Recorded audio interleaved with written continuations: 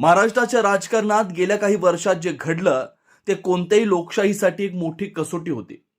शिवसेना हे नाव गेलं, धनुष्यबाण हे चिन्ह गेलं आणि सोबतीचे शिलेदारही विखुरले गेले।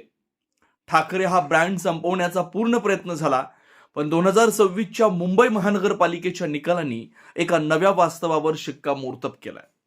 ठाकरेंना रोखणं शक्य आहे, पण संपवणं अशक्य। 2024च्या विधानसभा निवडणुकीत महायुती आणि महाविकास आघाडीमध्ये मतांच्या टक्केवारीत मोठी दरी होती। मात्र 2026च्या मुंबई महानगरपालिकेच्या निवडणुकीत हे चित्र पूर्णपणे पालटलंय।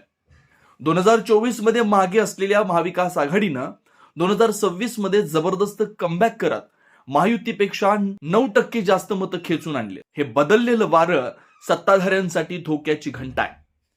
आकड्यांची जादू की जनतेची जिद्द। 2017 मध्ये जेव्हा सर्व काही अनुकूल होतं तेव्हा ठाकरेंचा आकडा 82 होता। आज जेव्हा पक्षाचं अस्तित्व धोक्यात होतं, हातात मशाल होती आणि समोर सत्तेचा महासागर होता, तरीही ठाकरे आणि मनसेच्या संयुक्त ताकदीनं 71चा आकडा गाठलाय। हे केवळ आकडे नाही, तर महाराष्ट्राच्या स्वाभिमानानं दिलेला कौल आहे। महायुती काठावर, ठाकरे मैदानात। एवढी मोठी फोडाफोडी आणि अफाट रसद पुरवूनही महायुतीला विजयासाठी काठावरची कसरत करावी लागली। दुसरीकडे सर्व काही गमावलेला हा वाघ पुन्हा एकदा 71 जागांवर विजय मिळवून ताकदीनिशी ठामपणे उभा आहे।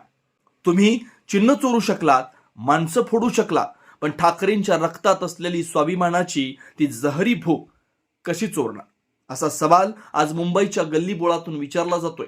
या निवडणुकीनं एक गोष्ट स्पष्ट केली की राज ठाकरे असोत वा उद्धव ठाकरे, ठाकरे ब्रँड हा आजही महाराष्ट्राच्या राजकारणाचा केंद्रबिंदू आहे।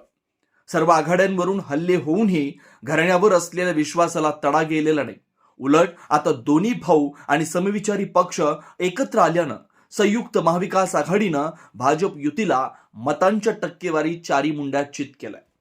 तुमच्याकडे सत्ता आणि पैसा असेल, पण आमच्याकडे ठाकरे हे नाव आणि जनतेचा विश्वास आहे। झुंज अजून संपलेली नाही, असं जनतेतून बोललं जात आहे। तुम्ही पाहत आहात विस्टा न्यूज मराठी।